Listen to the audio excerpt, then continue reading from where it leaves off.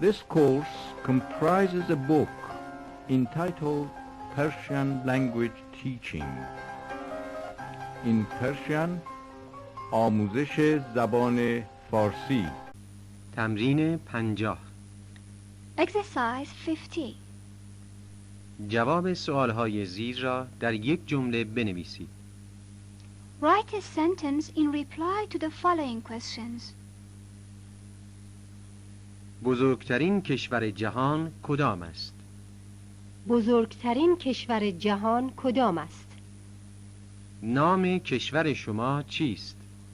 نام کشور شما چیست؟ سردترین فصل سال کدام است؟ سردترین فصل سال کدام است؟ فردا کجا می روید؟ فردا کجا می روید؟ رنگ لباستون چیه؟ رنگ لباستون چیه؟ اسم بزرگترین شهر کشورتان چیست؟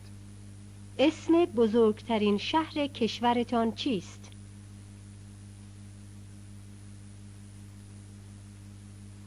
اسم خودتون چیه؟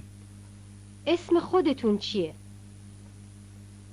روزها کجا هستی و شبها کجا؟ روزها کجا هستید و شبها کجا؟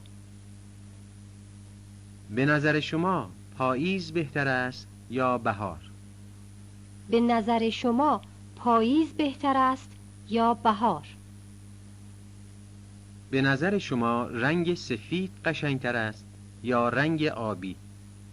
به نظر شما رنگ سفید قشنگتر است یا رنگ آبی؟